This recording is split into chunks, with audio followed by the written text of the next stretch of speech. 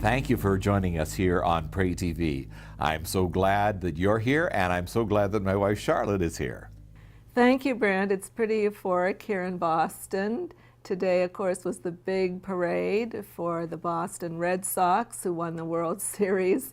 So it's just been kind of an air of jubilation all through the city of Boston and throughout Massachusetts, certainly.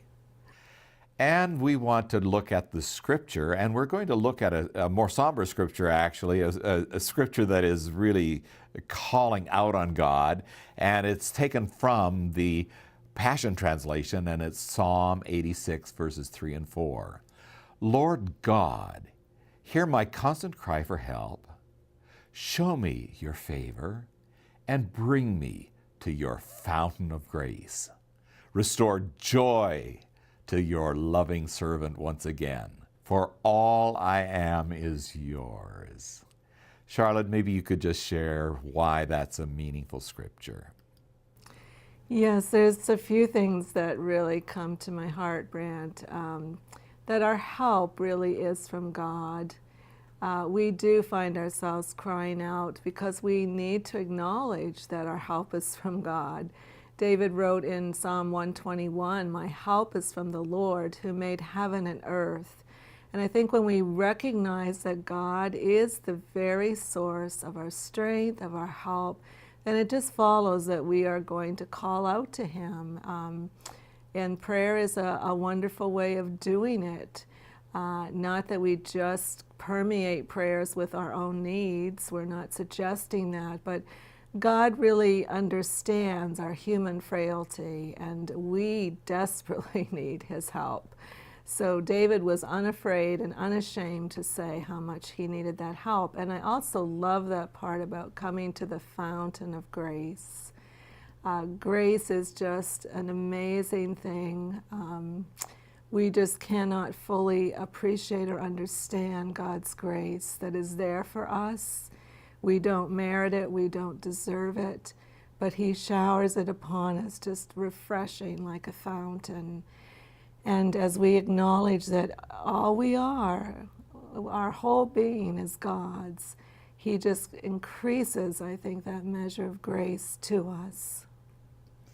And you know, that is really why I actually chose this particular portion of Scripture and the translation from the New Passion Translation, because it did actually use that term, the fountain of grace. So we're going to read it again, and then we're going to begin to go to praying. It's from Psalm 86, verses 3 and 4. Again, it is the Passion Translation. And it says, Lord God, hear my constant cry for help. Show me your favor and bring me to your fountain of grace. Restore joy to your loving servant once again, for all I am is yours, O God. Charlotte, you just lead us in prayer. Lord, we truly acknowledge that all we are is yours. Everything, God, we have, you have given it to us, you have blessed us. And Lord, we thank you that we come to this constant source, this fountain of grace that really emanates from you, from your heart for us, God. We know we don't deserve it, but God, you in your infinite grace are just, that's who and what you are. For we know that your word says that Jesus was full of grace and of truth. And we know, God, it is that precious balance that you bring to us.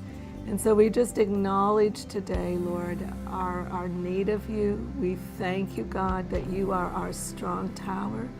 You are our help, a very present help, the word says, in the time of trouble. And Lord, we praise you today that you hear and you answer us in our cries, Lord. And you continue, God, to just restore joy. Restore the joy of our salvation, we pray, God, for all of those who are listening. Lord, may the joy that you have ordained for them just begin to well up inside. That joy that nothing and no one can take from us. In Jesus' name we pray. Amen. And Father, we are your servants. All we are belongs to you. Everything that we have, everything that we hope for, everything that we aspire to, it is all, Lord, because of you. And Lord, we just look to you. And we are praying for this great outpouring of your Spirit upon all mankind, upon all flesh, that all of the earth would be able to rejoice in your saving grace, and for us to be able to have that locked-in place of peace, that we are not moved. Lord, I pray upon your people today the rest of God, the peace of God, the joy of God. Restore that joy to each and every one who is praying in earnest and is giving it all of themselves to you, Lord. Just bless them.